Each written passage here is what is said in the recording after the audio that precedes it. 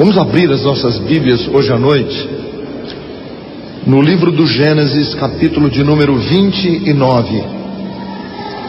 Livro do Gênesis, capítulo de número 29.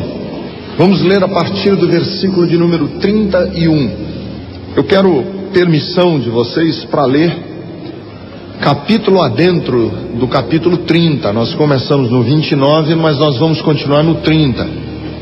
Esse é um texto tão interessante da Bíblia que vale a pena a gente ler. É tão intrigante, é tão parecido conosco, é tão parecido com a nossa história, tão parecido com a nossa família, com os nossos casos, com as nossas histórias. Vamos ver. Quando o Senhor viu que Lia era desprezada, concedeu-lhe filhos. Raquel, porém, era estéril. Lia engravidou, deu à luz um filho e deu-lhe o nome de Ruben, pois dizia: o Senhor viu a minha infelicidade, agora certamente o meu marido me amará. Lia engravidou de novo, e quando deu à luz outro filho, disse: porque o Senhor ouviu que sou desprezada, deu-me também este, pelo que o chamou Simeão. De novo engravidou, e quando deu à luz mais um filho, disse: agora finalmente meu marido se apegará a mim, porque já lhe dei 3 filhos. Por isso deu-lhe o nome de Levi. Engravidou ainda outra vez, e quando deu à luz mais outro filho, disse: desta vez louvarei o Senhor. Assim deu-lhe o nome de Judá. Então parou de ter filhos. Quando Raquel viu que não dava filhos a Jacó, teve inveja da sua irmã. Por isso disse a Jacó: dê-me filhos ou morrerei. Jacó ficou irritado e disse: por acaso estou no lugar de Deus que a impediu de ter filhos? Então ela respondeu: aqui está Bila, minha serva, deite-se com ela, para que tenha filhos em meu lugar, e por meio dela eu também possa formar família. Por isso ela deu a Jacó sua serva Bila por mulher.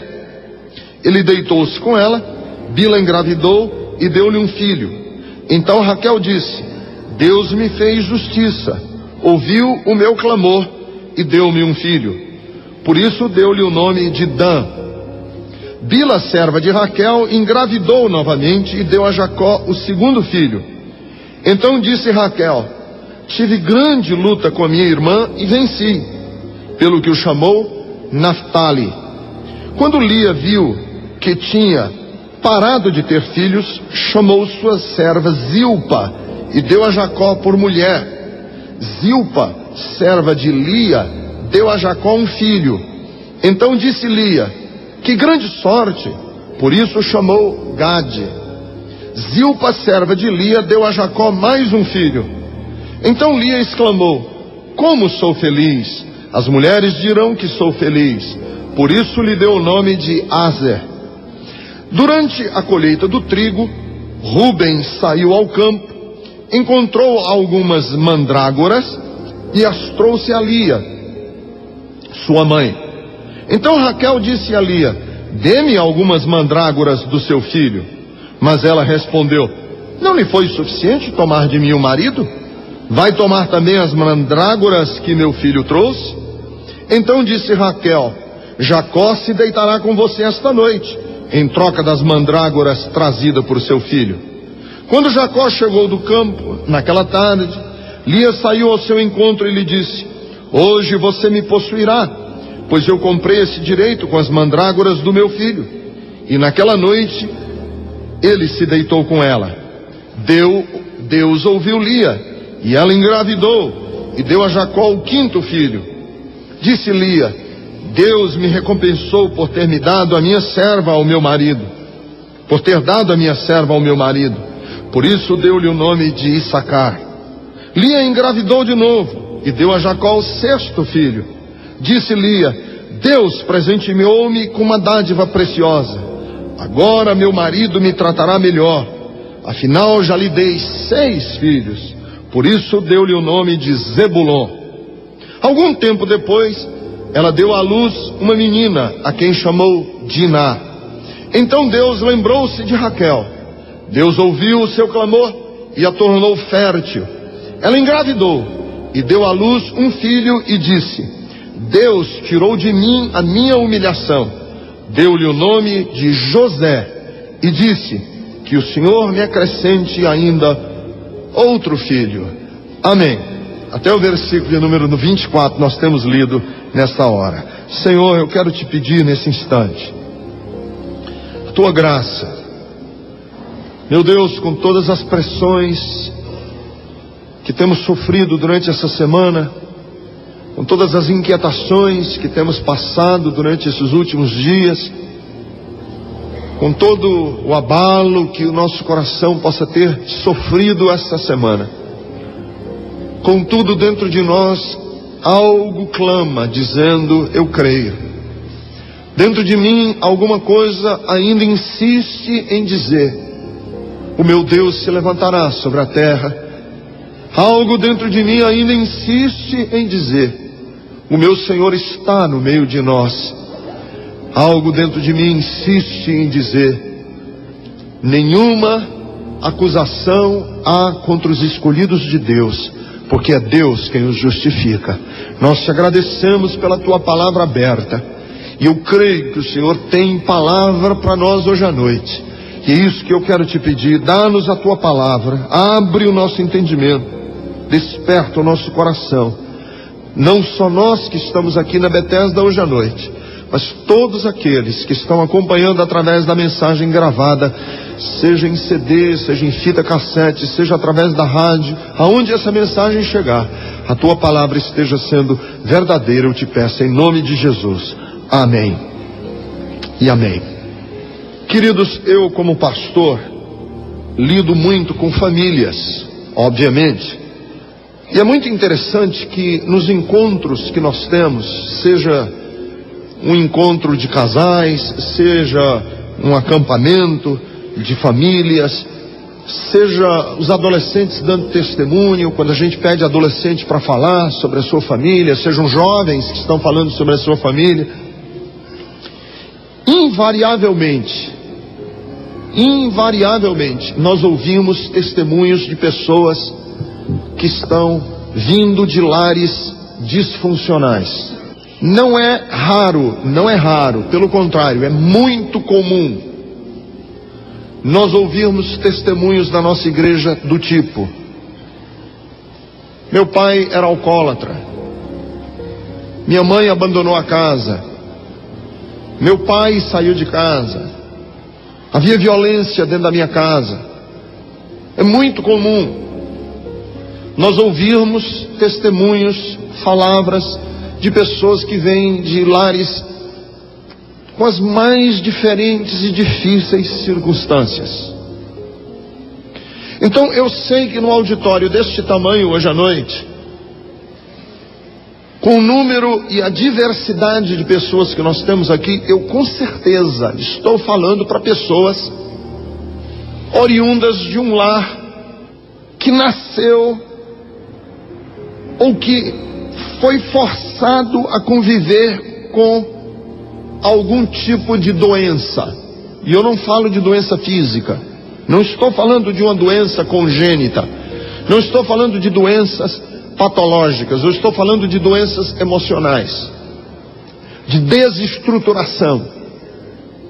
Você que está aqui hoje à noite, com certeza tem alguém aqui hoje, eu não estou falando como profeta, não estou adivinhando, estatisticamente, com certeza nós temos muita gente aqui hoje, que ou seu pai ou sua mãe, ou um irmão, aconteceu alguma coisa séria dentro da sua casa. Eu não sou exceção, não sou. Eu me lembro que eu devia ter talvez 13 ou 14 anos de idade. Eu estava de ônibus, nós não tínhamos carro na nossa família, não havia automóvel na nossa família, nós andávamos de ônibus. Eu estava voltando do colégio à noite, minha mãe estava comigo no ônibus. Sentamos, o ônibus estava meio vazio, já era tarde da noite. Minha mãe sentou do meu lado, no banco do ônibus. E nós não tínhamos sequer, eu me lembro com nitidez, não tínhamos sequer passado ainda a catraca, pago a passagem. Naquela época a gente entrava pelos fundos do ônibus. Não tínhamos sequer pago ainda a passagem. Minha mãe disse: Ricardo, eu preciso conversar com você, e é até bom que a gente esteja com o ônibus meio vazio, porque eu quero lhe dizer que eu vou me separar do seu pai. A situação na nossa casa está impossível de ser vivida. Que meu pai tinha sido preso político, passou um tempo preso. Quando voltou em casa, minha mãe já não era mais a mesma pessoa, ele já não era mais a mesma pessoa. Foi difícil para eles dois se ajustarem. Eu me lembro que eu, adolescente, eu não soube o que dizer para minha mãe. Eu não disse para ela: vá em frente, eu não disse para ela: não faça isso, eu não disse para ela coisa nenhuma. Eu não sabia o que dizer. Minha casa foi uma casa muito difícil, porque por muitos anos nós fomos obrigados a viver na casa da minha avó, porque meu pai ficou desempregado, era preso político, tinha muita dificuldade de conseguir trabalho e emprego. Nós tivemos que viver com a minha avó, uma situação complicada dentro de casa. Tinha uma irmã que é mais velha do que eu, a irmã mais velha do que eu, que trouxe muitos problemas, envolvimento com tóxico. E logo o meu irmão mais novo, caçula, quando chegou à adolescência, 12 para 13 anos de idade, se envolveu com drogas pesadas, foi preso, foi levado para a FEBEM, e toda uma dificuldade que nós sobrevivemos na nossa casa por muitos anos na minha adolescência. Principalmente, eu me lembro que foram muito difíceis os anos da minha adolescência por toda essa situação que a gente tinha que viver. Então eu não me sinto peixe fora d'água. Talvez você tenha vindo hoje à noite aqui dizendo: eu acho que eu vivi uma circunstância única, peculiar, nunca ninguém viveu o que eu vivi. E eu quero dizer que muito provavelmente as pessoas que estão sentadas aí perto de você tenham passado por circunstâncias muito parecidas com a sua. Então eu queria hoje falar um pouco da casa do Jacó, porque a família é um projeto de Deus, mas ela é uma construção humana. Quem faz a família acontecer não são os anjos. Quem faz a família acontecer não é o Espírito Santo. Quem faz a família acontecer são pessoas, homens e mulheres. Não espere que um anjo venha fazer a sua família acontecer, ele não vai. Não espere que por um passo ou por um estalar de dedos ou um passo de mágica as coisas de repente começam a acontecer. Não começam. É muito interessante porque eu gosto de ler a Bíblia, porque a Bíblia é clara, é nítida. A Bíblia, quem lê a Bíblia honestamente, significa quem lê a Bíblia continuadamente e não seletivamente, vai perceber que a Bíblia não mascara situações. A casa do Jacó era uma bagunça. A casa do Jacó era uma bagunça. Mas era bagunça grande. Não era bagunça coisa simples, não. Era bagunça grande. Ele casou-se com duas mulheres. Casou-se com, primeiramente, Lia, e casou-se com a Raquel. Só que ele não amava a Lia, ele amava a Raquel. E a Lia, que não era amada, era fértil, engravidava com facilidade. A Raquel, que era amada, era estéril, não gerava filhos, não tinha filhos. Numa cultura em que a mulher estéril, numa cultura em que a mulher que não gerasse filhos era estigmatizada. E a Lia, que não era amada pelo marido, era um filho atrás do outro. E cada filho que ela nascia, acendia nela uma esperança de refazer o lar dela. Nasceu o primeiro menino chamado Rúben. E ela disse, e o nome do menino significa isso: o Senhor viu a minha infelicidade, e agora o meu marido vai me amar. E deu o nome da criança de Rúben. Engravidou de novo, deu à luz a outro menino. Ela disse, agora o Senhor viu que eu estou sendo desprezada, e deu o nome do menino de Simeão.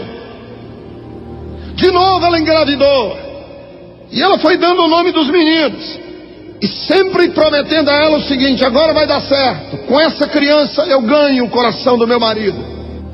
Só que por algum motivo ela parou de ter filhos. Talvez o estresse da casa, nós não sabemos. Talvez um problema de saúde, a Bíblia não diz. Parou de ter filhos. E a Raquel, quando viu que ela não estava tendo filhos, e ela, Raquel, que era amada do marido, olha a bagunça. Olha que bagunça essa casa. A Raquel disse, eu vou fazer o seguinte, eu não posso ter filhos, e agora que a Lia está tendo pouco filhos, eu vou entregar para o Jacó a minha escrava, para ele ter relações sexuais com ela, e aí o filho da escrava fica sendo meu filho, porque aí eu compenso com a escrava. E aí o Jacó tem relações sexuais com a escrava, e ela engravida, e a Raquel disse, pronto, agora Deus fez justiça a mim, e deu o nome do menino de Dan. E aí ela pensou, pode ser que agora dê certo. Ficou grávida de novo, porque ela estava em competição com a irmã. E no versículo de número 7, a escrava dela, chamada Bila, tem um outro filho, e ela dá o nome do menino de Naftali. Quando a Lia viu que a irmã, olha a bagunça, a Lia, ela não é amada, quem é amada é a Raquel. A Lia estava tendo filho, todo tempo tendo filho, parou de ter filho. Aí a Raquel entrou na história com a escrava dela, porque a Raquel era estéril. Quando a Lia viu que a Raquel estava gerando filhos com a escrava, a Lia disse, pois pega minha escrava também, Jacó. Aí o Jacó começou a ter relação agora com a escrava da Lia, que chamava-se Zilpa. E a Zilpa deu um filho para ela, para Lia, que quando o menino nasceu, ela deu o nome de um menino de Gade, que significa, oh que sorte, porque ficou grávida. E teve filho ainda mais, outro filho, a Lia. Como sou feliz! E o nome do menino ficou Aser. E a casa dele está uma maior bagunça do mundo. Imagine o clima. As duas irmãs em competição, a briga tremenda dentro de casa, uma com ciúme da outra. O Jacó tendo que ter relação com as escravas, e com a escrava de um e com a escrava do outro. Aí o Jacó, me perdoem aqui a indiscrição com ele, Jacó, negou fogo. Não é brincadeira, não, é verdade, ele negou fogo. Coitado do Jacó, chegava em casa do trabalho, quando via as escravas, mulheres se preparando, uma querendo ter filho em cima da outra, cada um. O Jacó disse, eu ainda morro disso, eu não aguento. E aí é que entram as mandrágoras na história. Você deve ter lido aí essa mandrágora aí, que eu também não sabia. Quando eu li aqui a história, eu não sabia que mandrágora era essa. Mandrágora era um afrodisíaco daquela época, que dava aos homens potência sexual. Era o Viagra moda antiga. Olha a bagunça que dá a casa do homem. Confusão. O Rubem chegou de uma caça lá trazendo mandrágoras, que eram plantas, era um chá de catuaba, sei lá o que era, um negócio desse lá, era um preparado que eles faziam, que dizia que dava certo. E aí o Jacó chegou do campo, houve lá uma confusão danada, porque uma comprou as mandrágoras da outra para ter o direito de passar a noite com o Jacó, E Lia passou a noite com Jacó e ficou grávida do Jacó, à base de mandrágora. E ela disse: pronto, Deus, que ela estava sem ter filhos, quem estava tendo filho da Lia era a escrava. Ela disse: pronto, agora meu marido vai me tratar melhor. Versículo de número 19: porque afinal já lhe dei 6 filhos. 6 filhos, não é possível que ele agora não comece a me olhar com outros olhos. E deu o nome do menino de Zebulon. Depois ela ainda teve outro filho, agora uma mulher chamada Diná. E aí Deus abriu o ventre de Raquel, ouviu o clamor, ela se tornou fértil, engravidou e deu à luz um filho. E ela disse: pronto, Deus tirou de mim a minha humilhação. E deu o nome da criança de José. Vocês acreditam que o povo judeu começou assim? Aqui os pais das tribos de Israel. Olha que história, olha que história. Estão aqui os pais das tribos de Israel. Acabamos de dar o nome deles: Dan, Naftali, Simeão, Judá, Rúben. São os patriarcas, filhos de Israel. Assim começou a história do povo judeu. Por que eu estou dizendo isso? Porque às vezes nós temos uma visão romântica, idealizada. Nós temos uma visão de que aquele que anda com Deus, de que aquele que é cristão, que na vida dele é tudo certinho. E muitas vezes não é. Conheço muitas pessoas que se converteram, foram nas igrejas evangélicas, e quando chega na igreja evangélica vai pensando assim: todo mundo ali deve ser mais santo do que santo. Mas não é. Então deixa eu falar algumas coisas. Eu tentei aqui pegar alguns princípios dentro da história do Jacó para abençoar a casa de vocês, a sua família, o seu lar. Você que é filho de um lar que teve muitos problemas. Algumas coisas que eu quero deixar para você como lembrança hoje à noite. Primeiro, cuidado para não acreditar que existem famílias perfeitas. Não existem. Não acredite que existem famílias perfeitas. Não existem. Por que eu estou dizendo isso? Eu estou dizendo isso não para dar licença a você, marido, não para dar licença a você, mulher, a transformar sua casa numa bagunça. Eu não quero isso. Quando eu digo que não existem famílias perfeitas, é que eu quero dar uma palavra de esperança para quem não cresceu numa família perfeita. Você diz: pastor, eu não cresci em uma família perfeita. Meu pai era um homem cheio de problemas. Minha mãe era uma mulher cheia de traumas. Minha casa era uma casa cheia de dificuldades. Deixa eu lhe dizer, seja bem-vindo ao restante de nós outros, porque ninguém cresceu numa família perfeita. Todos nós tivemos nas nossas famílias enormes dificuldades, inclusive as famílias que vão dar origem ao povo de Israel, de onde virá o Messias, de onde Jesus será descendente. Ele vai herdar essa raiz, ele vai herdar esse tronco familiar imperfeito. E o que eu quero dizer para você que está aqui hoje é: não há famílias perfeitas. Não há quase que família. Eu não conheço na Bíblia, quando descreve a família de alguém, qual foi a família perfeita. Com certeza, a família perfeita da Bíblia não foi a de Davi. Com certeza, a família perfeita da Bíblia não foi a de Abraão. A família perfeita da Bíblia não foi a de Moisés. A família perfeita, não houve famílias perfeitas na Bíblia.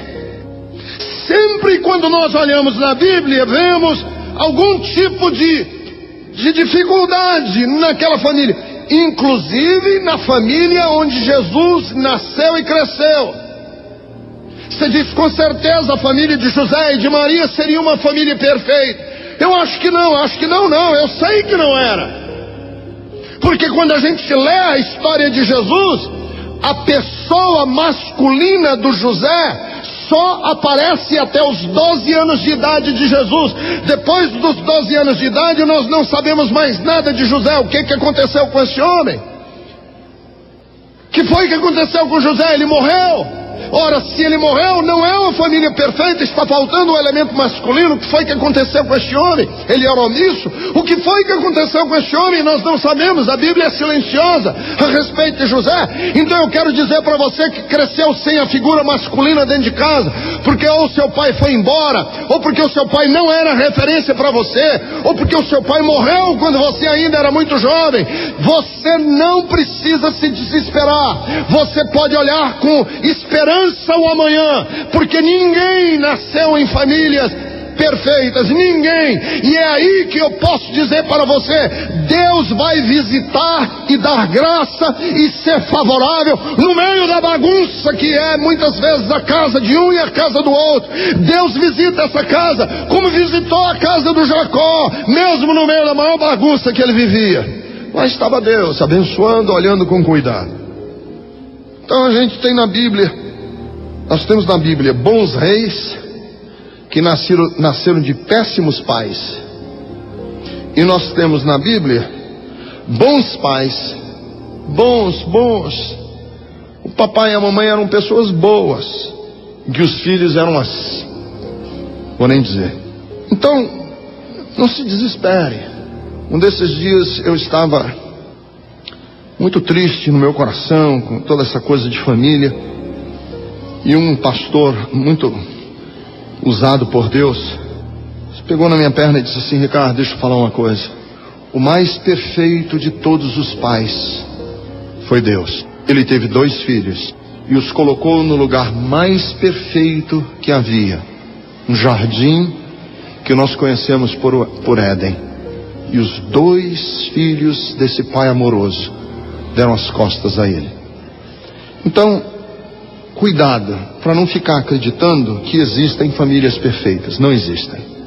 Segunda coisa que eu queria lembrar para vocês hoje à noite: Deus, quando trabalha numa família, Ele trabalha para compensar o mal, nunca para acirrar mais ainda as doenças.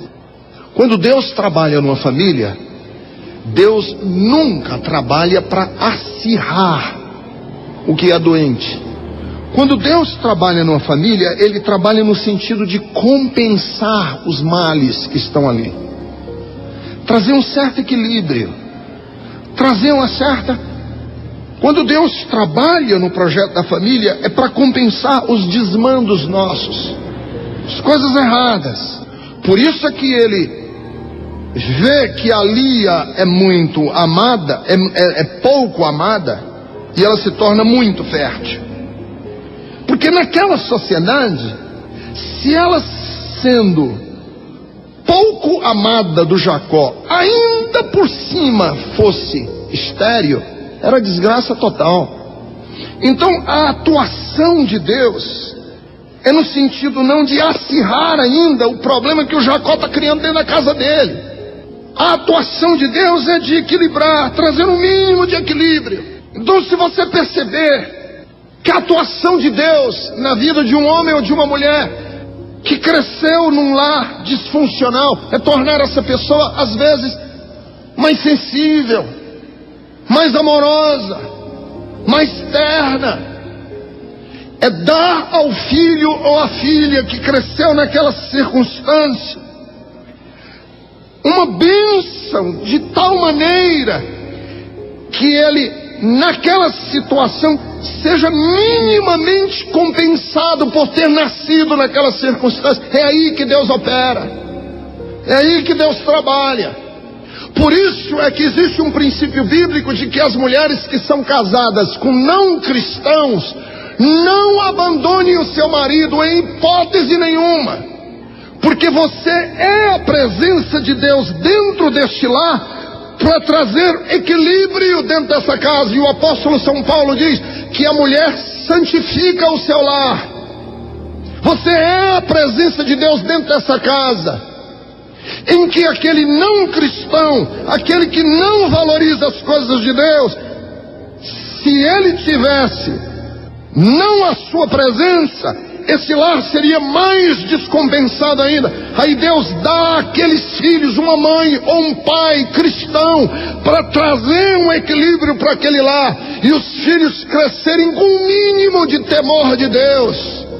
Quer dizer, quando Deus intervém, a intervenção de Deus é sempre no conceito de compensar. Por esta razão é que Lia era fértil e Raquel era estéril. É que Deus queria minimamente compensar o desmantelo que estava dentro da casa do Jacó. Então deixa eu dizer, homem, deixa eu dizer, mulher, seja dentro de casa a presença de Deus que vai compensar os desmantelos que talvez tenha sido trazido ou tenha sido herdado, padrões que muitas vezes aquele lar tende a repetir. E você, como presença de Deus dentro daquela casa, compensa para que aquela casa não vá de todo na direção do que está errado. Terceiro, tome muito cuidado, porque o nosso lar, mesmo que não queiramos, torna-se uma expressão do que somos. O nosso lar, mesmo que nós não queiramos, ele vai ser uma expressão do que você é. Presta atenção, homem, porque tem muito homem que usa a seguinte lógica. Me perdoem a expressão chã que eu estou usando. Tem homem que pensa assim: eu sou galinha, mas só fora de casa.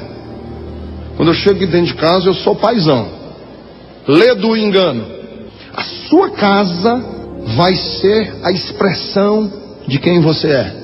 O Jacó era um enganador, enrolão, patife. Que tipo de lar ele gera? Que tipo de realidade ele gera dentro de casa? Ele gera dentro da casa dele exatamente o que ele era fora: competição, enganação, rivalidade, mulher querendo puxar o tapete da outra, uma querendo compensar, brigas, ciúmes. O que era a casa do Jacó era uma expressão de quem ele era. Você vai gerar dentro da sua casa a expressão de quem você é. A sua casa vai ser uma expressão de quem você é. Por isso é que é necessário que nós estejamos conscientes que ninguém consegue ser uma coisa lá, outra coisa aqui, outra coisa mais ali. Nós somos sempre nós mesmos em todos os lugares. Você não fecha a porta, você não diz assim: o Ricardo mentiroso, o Ricardo enganador, o Ricardo falsário, o Ricardo desonesto fica aqui na calçada e agora entra dentro de casa para abraçar os meus filhos e os meus netos. O Ricardo de Deus, porque agora eu estou dentro da minha casa. Isso não existe. Você vai ser dentro de casa, e a sua casa vai ser uma expressão de quem você é em todos os lugares por onde você anda. Ora, um homem enroscado, cheio de rolo, como era o Jacó, que tipo de família você acha que ele ia produzir?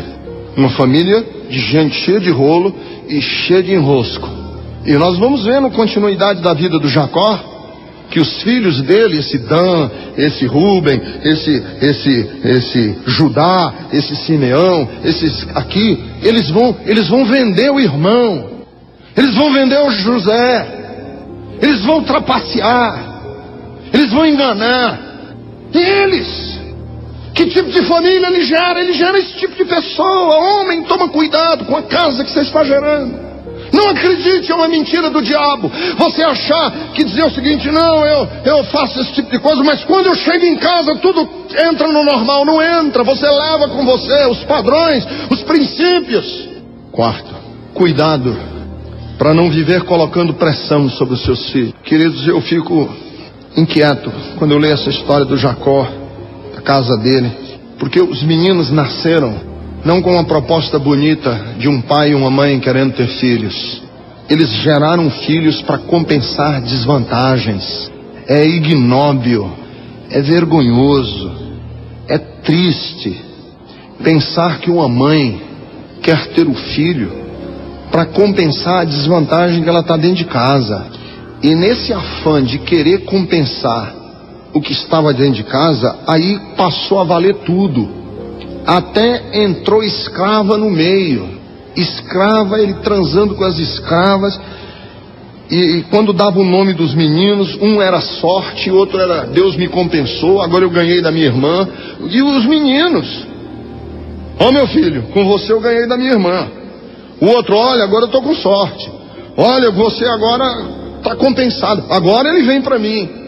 A pressão era tão grande que as duas mulheres forçavam Jacó a transar com as escravas, mesmo quando ele não queria. Tudo para ver quem ganhava na competição. Deixa eu dizer uma coisa para você. Tem muito pai que é frustrado na sua profissão e joga nos filhos o que ele gostaria de ser. Você vai ser o melhor. Você vai passar. Você vai ganhar dinheiro. Você vai ficar rico. Mas não é que o pai está interessado no filho ser bem sucedido, não. Você vai ser rico porque você limpa a minha barra. Você limpa a minha reputação. Você, de alguma maneira... Vocês lembram que havia famílias antigamente que os meninos nasciam para ser padres? Você vai ser padre. Para quê? Não é que a família tinha o ideal do reino de Deus. É porque tendo um padre, de alguma maneira você ganha algum cacife lá no céu. Mas a mesma coisa acontece hoje, em outras dimensões. Minha filha, você nasceu para ser bem sucedido. Um desses dias aí, eu estava lendo sobre essa questão de doping no esporte. Doping no esporte, que é uma das maiores pragas no esporte mundial hoje, em que o atleta se submete a tomar droga, que anabolizantes, energizantes, são drogas que afetam o desempenho do atleta e ele fica o melhor, o top, para ganhar um recorde. E eu estava lendo que a pressão maior do atleta tomar doping para ser o melhor no esporte não é do atleta, mas dos pais do atleta. É o papai e a mamãe que querem desesperadamente que o filho seja recordista mundial. Sabe por quê? Não é porque só ganha dinheiro, não. É porque sai nos jornais, porque o mundo inteiro passa a conhecer aquela pessoa. É o estrelado, é a fama imediata.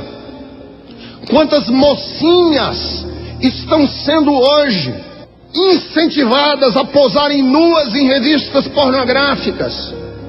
Quantas estão aí sendo incentivadas a entrarem para o mundo, entre aspas, da fama?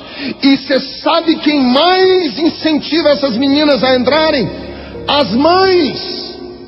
Quando abre concurso de criancinha de 8, 9 anos para aparecer num comercial, numa coisa, as mães ficam loucas da vida, porque elas se veem na criança. É a minha oportunidade, é você que vai fazer por mim o que eu nunca consegui fazer. Querido, cuidado, porque os nossos filhos não podem se tornar o desejo de que a nossa vida seja finalmente abençoada, porque simplesmente eles é que estão dando certo. Quinto, não acredite nunca que o tempo ou que os acontecimentos naturais da vida resolverão os seus problemas. Nunca acredite que o tempo ou que os acontecimentos naturais da vida vão resolver os nossos problemas.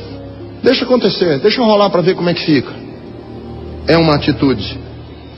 A outra atitude é acreditar no seguinte: quando eu tiver mais filhos, e mais, vai chegar um ponto que não é possível que ele não se apaixone por mim, o Jacó. E aí no versículo 19, quando nasce o 6º filho, ela olha para ele e diz assim: agora sim, não é possível. Depois que eu pari 6, não é possível que você não se incomode comigo. 6 filhos eu acabei de dar para você, queira bem a mim. E a cada filho que ia nascendo, sabe o que ia acontecendo? Os problemas iam se avolumando.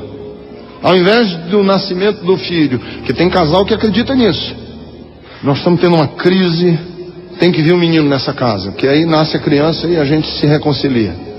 Menino não reconcilia ninguém.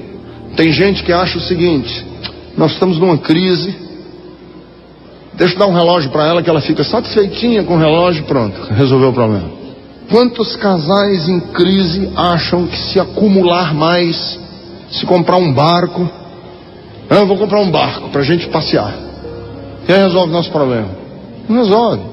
Barco não resolve o problema de ninguém. Não, nós temos que mudar de casa. O problema é que a gente mora numa casa e dá muito trabalho, é sobrado, tem que ir para um apartamento. Aí muda para um apartamento. Aí chega no apartamento, diz: o problema desse apartamento, pastor, é que eu me sinto é muito pequeno, é minha mulher todo tempo perto de mim, porque eu preciso de um lugar maior. Aí vai para um lugar maior, não resolve. Deixa quando a gente estiver com 40 anos de idade, é porque nós estamos muito jovens ainda, não é com 40 anos, quando baixar o fogo, quando as coisas, a gente resolve. Não resolve. O tempo não resolve. O tempo conspira contra. Você tem que tomar alguma atitude. Você tem que chamar a situação. Você tem que chamar a pessoa e dizer: vamos conversar, vamos orar. Deixar acontecer para ver como é que fica. O resultado é desastroso. O resultado é terrível.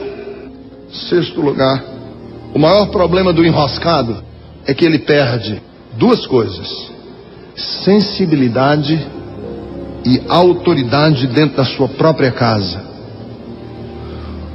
Um homem ou uma mulher todo enroscado, todo cheio de mentira, é com adultério e meia verdade e tal. Alguém pode chegar para mim e dizer assim: qual é o problema disso? Não tem problema nenhum, é tão inocente, só uma escapadelazinha aqui, só deu uma paqueradinha ali, não feriu ninguém, não atrapalhou nada. Duas coisas acontecem com uma pessoa que vive enroscada na vida, cheia de rolo. Primeiro, ele perde a sensibilidade. Ele é um homem insensível. Quando a gente lê a história aqui do Jacó e a briga dentro de casa, ele é um cara ausente de casa. A vez que a gente vê o Jacó falando, é ele irritado no versículo 2. É a única vez que a gente vê ele falando aqui no texto. Chateado. Sabe por quê? Porque Raquel, que era a mulher que ele amava, não é a que ele não amava, é a que ele amava, a Raquel que ele amava, chegou para ele e disse: eu estou cheia de inveja da minha irmã, a gente se ama tanto, e ela que tem filho, triste. Olha o brutamonte, olha o grosso respondendo. Olha que grosso. Por acaso estou no lugar de Deus para te impedir de ter filhos? Fique em pé comigo agora na presença do Senhor, por favor. Eu queria fazer um apelo nesse instante. Como é que vai a sua casa? Como é que é o seu lar? Queria fazer um apelo no seguinte sentido: todas as famílias em que o marido e a mulher estiverem aqui, e que você tem filhos ou filhas ainda morando com você em casa, solteiros que ainda moram com você em casa, que estão debaixo da guarda do pai e da mãe, adolescentes ou adultos mesmo, mas seu filho ou sua filha que ainda não casou e que está ainda vivendo debaixo do seu teto, e você diz: pastor, eu quero consagrar a minha casa junto com a minha mulher. Se você está aqui, você e a sua mulher, os dois estão aqui, e você diz: eu quero colocar minha casa debaixo das asas do Altíssimo, debaixo do sangue que era aspergido no portal de cada casa. Eu quero esse sangue no portal da minha casa, para que o anjo da morte não alcance a minha casa. Eu quero que a minha casa esteja debaixo do sangue de Jesus hoje à noite. Se você é uma destas pessoas ou desses casais, eu queria pedir a você agora que você saísse do seu lugar e ficasse aqui do meu lado direito, do lado esquerdo de vocês, do meu lado direito. Você diz: pastor, eu quero, junto com a minha mulher, colocar a minha casa debaixo do poder de Jesus. Não importa que você seja evangélico ou não. Não é essa a questão. Não importa que você seja evangélico, sua mulher não seja, ou vice-versa. Importa que você diz: eu e o meu marido. Dê a mão para o seu marido. Você, mulher, e o seu marido. Eu quero que você Dê a mão ao seu marido agora e diga: minha casa, meu lar, meus filhos, meu futuro, eu quero que esteja debaixo do poder do nome de Jesus hoje à noite. Pai maravilhoso, eu quero agradecer de todo o coração tudo o que aconteceu aqui neste programa. As músicas que ouvimos, também, Senhor, quero agradecer as mensagens que foram aqui pregadas e rogar que a tua mão se estenda cada vez mais, fortalecendo o coração, a vida e a família de cada um dos ouvintes. Muito obrigado, Pai, por esta tarde, em nome de Cristo Jesus. Amém, amém.